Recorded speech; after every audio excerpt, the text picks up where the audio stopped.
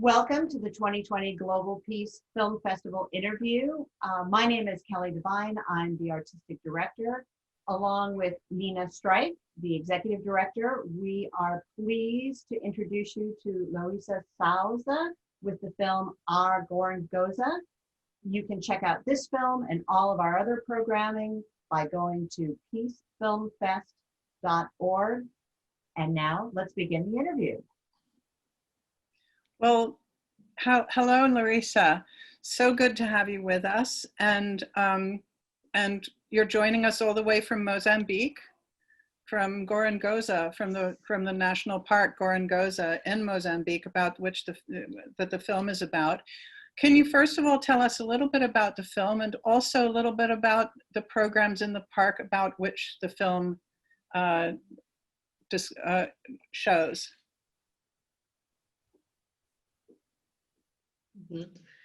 Thank you. My name is Larissa, and I work for Gorongosa National Park, and we are very honored to have this opportunity to be film festival. Our movie is basically just to show the world what we have been doing, how we have been conservation, and how we have been also ensuring that the local people who live around the park has been educated, has the basic conditions created for them, and how we can also ensure that the community is able to then conserve the environment and the beautiful Gorongosa that we are honored to have. So the movie basically is Dominique just telling the story of how she, as an elephant ecologist, is integrated. So how science, how human development, how conservation, how all of these departments are integrated to ensure that we preserve the environment, we take care of the animals, as well as the people living around what we call the buffer zone. And so for me, I was focusing on education, so under the human development. And then we have health services that we work to ensure that people have basic medical prevention as well as curative, because these are very remote communities. And so they don't have these, they don't have clinics nearby, for example, so they have to most of the time work so far to get to the local clinic. And then we also work together with the government of Mozambique to ensure that there is trained nurses that go to these communities on a monthly basis to ensure that people have the basic medical assistance in their communities. And then we are also doing different activities in terms of livelihoods to ensure that the people have alternatives to income generating activities, so that they don't go on poaching, for example, to what they normally would do to get money and food. They also sometimes had to do slash and burns to open their own farms.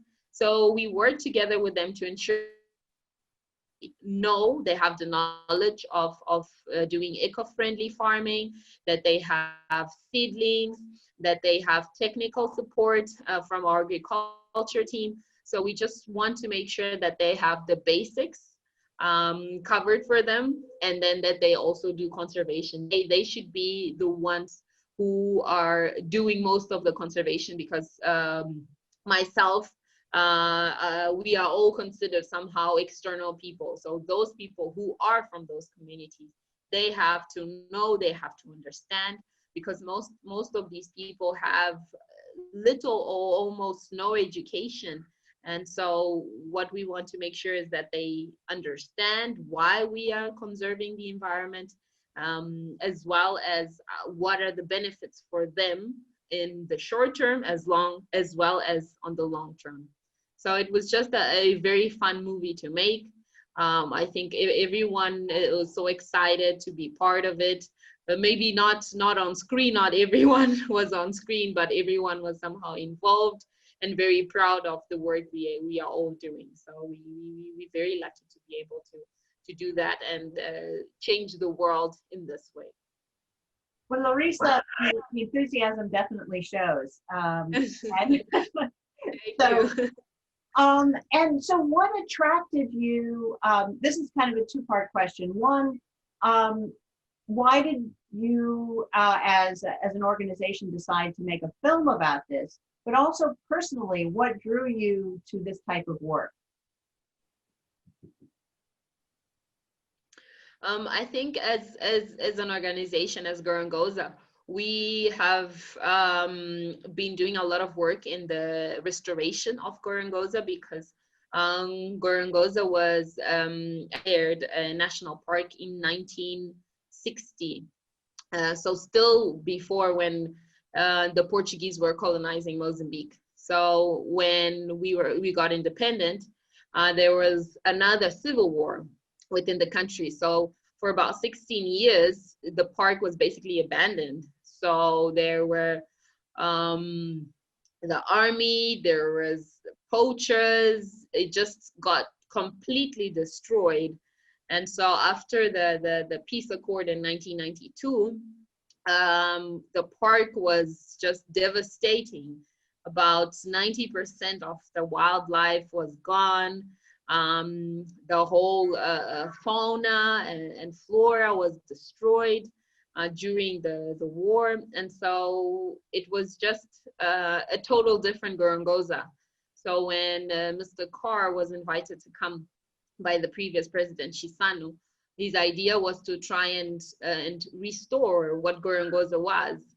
So during this process, it was important to show people how this can be done for people to be able to replicate, as well as how important it is to involve the people, because we are talking about conservation, and it's somebody who came from outside, for example, to do this with the government of Mozambique. So we want to make sure that the people who live in these areas, the locals, know and understand why it's important, so that if one day the people who are coming to help us, they can now keep it sustainable, they can now conserve and take ownership of this park, which is theirs actually. So we wanted to make sure that people understand that everyone can do their part. But for that to happen, you need to make sure that people have needs and conditions catered for, because we cannot ask somebody to do conservation if they don't have basic education, if they're not healthy, for example, or if they're hungry. So if those things are catered for, then we can talk about conservation. So that's why we started on this level, and then now going forward into conservation. So it's about long-term goals, as well as to be able to show how this can be done in such a integrated way, because it's not only about saying, oh, you do education here and you do health here and you do the scientific part here. So it's all about integration and how it can fit together to make sure that conservation happens.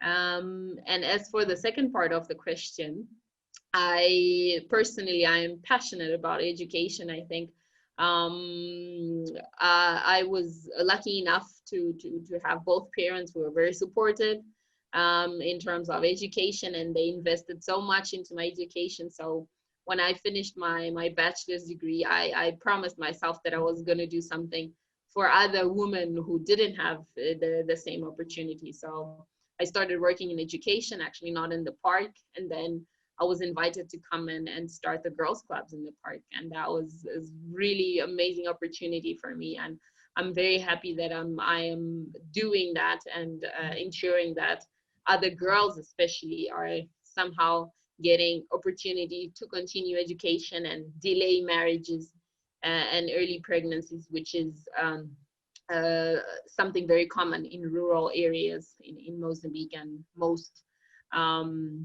African countries. So whatever we can do to ensure that all kids have an opportunity for education and a better future, we're very happy to contribute. Oh, that's wonderful. Wonderful. Yeah. But, and you mentioned, you know, the holistic approach that is very evident in watching the film. Yeah. But the one thing I wanted to draw out a little bit more was the emphasis on women's participation. So often when we receive films about wildlife conservation, more often than not, there's a man at the lead, and so this was a breath of fresh air to see girl power. So if you could speak a little bit more about that, you know, about you and Dominique, who we watch, she's our guide through the park. Yeah. Well, that's exactly what you just mentioned, that most of the times there is always a man in front and leading. So we're not against that. We just want to ensure that women are also empowered, that they also are able to show that they can lead, and that they're also in the front line. We as a park really encourage, and we are working a lot on empowering women inside of the park and outside of the park. So as you said, we, especially in Mozambique, there is a lot of things that somehow inhibits that women can be on the front line of things, and most of these things are somehow related to education, because if women don't have the same opportunities as the boys have early on, of course as they grow up they won't have the same opportunities. And so when we start from the base to ensure that all kids have the same opportunity, they are able to continue with their education, and they're not involved in early marriages, for example, they can focus on their careers, they can be whatever they want or they've dreamed of. I think it's something to put focus on. And so we have decided to put a lot of focus on empowering women, starting from education. So we have programs under education, such as the Girls Clubs, which is designed to keep girls in school and away from early marriages, just to ensure that these things can have an effect in future, that we also have more women in power, more women being police, more women being rangers, for example. And so because we can't just work with kids, we also putting a lot of emphasis on empowering women by providing them with training, ensuring that they can work together in different professions as men. We're giving them basic literacy and numeracy, just to have them and ensure that they know that they can do and be everything that a man can be. Because here, especially in rural areas, it's always that, oh no, this is a woman's job, then this is a man's job. So there's a lot of somehow, I wouldn't say segregation, but to separate that this is a woman and this is a man, and these are the things you can do and these are the things you cannot do. So working together with both men and women at the moment is something that we are trying really hard to ensure that they both have the same tools to be able to give. And women in these areas, they normally don't have a voice, so they, even if they are there as part of a group, they wouldn't be active, they wouldn't be talking. So just to have different approaches, and normally a woman is the one who raises the kids. Mm-hmm. And so if she does not have a voice, then most of the things, if the kids, for example, come from school and they need help with homework, for example, and if they need to cater for the siblings, it's always a woman doing these things. So if we empower this woman, she will ensure the kids are also empowered, are also educated, that they are healthy, that she's been doing family planning, for example. So it's just a whole cycle that we need to make sure that we are working with both men and women. But we also need to realize that at the moment, women are somehow disadvantaged and marginalized. So we need to empower them to have them be somehow in the same level. So we are working with education. As I mentioned, we have what we call the girls clubs. We have eco clubs, which is mixed clubs. We don't want to somehow segregate the boys, of course. So we have other activities that we do with mixed groups, so boys and girls. And then we recently started what we call teachers clubs, which we train the teachers, and these teachers then go and work with all the kids in school, so everyone benefits from them. And then we have on the health side, we have the TBAs, the traditional birth attendants. So we train these women, and we encourage these women to take the woman that they following to hospital, because we want to have more institutionalized births. And then we have the model moms, which ensure the nutrition of the kids. So in each community, they have different resources. So we do trainings to ensure that they know what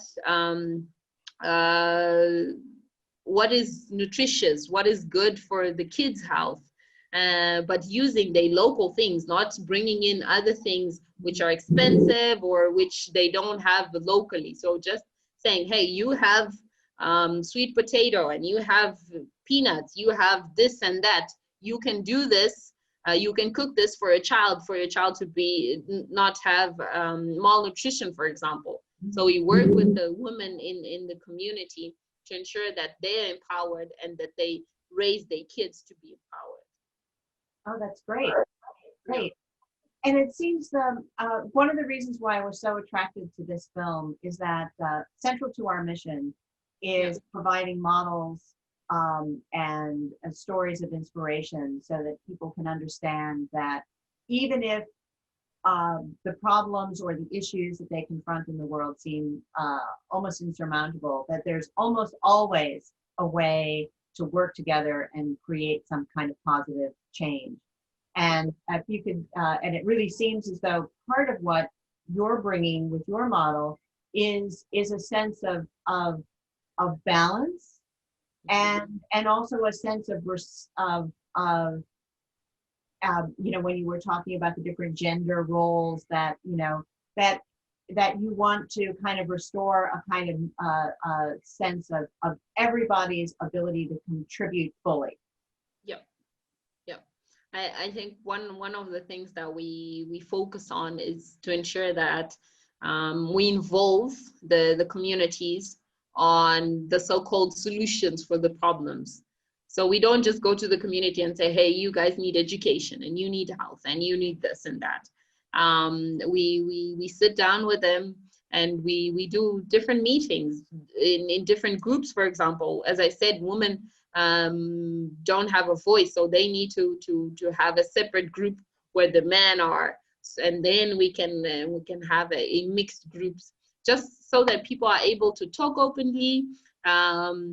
Most of these people have the solutions for their problems, so we just need to somehow ignite them and let them be open and somehow see how we can contribute to solving their problems. And then we introduce the subject of conservation, because at the end of the day, we are a national park, and our main goal is to protect the biodiversity and the flora and fauna. So it's a matter of sitting together and saying, hey, we have this problem. How can we together solve it? And what would your role be? What is my role? And how we are going to work things out. And I think one of the things that has been working a lot in the positive is this relationship, that we are able to adapt to new things, and how when something doesn't work, we are able to change to something else. And we have what we call community relations, and it's a sector that focuses on helping the community to manage the natural resources. So the communities annually get 20% of all of the profits that the park makes with tourism. So they, in the communities, they have natural resources, and then they have this money that they get. So this sector is designed to help them to say, hey, you have this money, you have these resources, what are you going to do with it? So as the community, they have the community leaders, also the authorities in the communities, and they sit down and make a plan. What is important? What is something that the community needs? A hospital, a borehole, or they just have these discussions, and they have our technical help. So it's them somehow being empowered and making sure that it's their decision, it's they own a way of somehow solving they problems. But at the same time, we are also there to watch that they are doing conservation, that they're not doing poaching, for example, and that they are developing their own community, because we don't want to see the same communities in 5-10 years with no development, with no improvement. So we are also there to help ensure that the communities are okay, are developing, and that they're for sure in, conserving the environment. So how can our audiences support the work that you're doing in Gorongosa?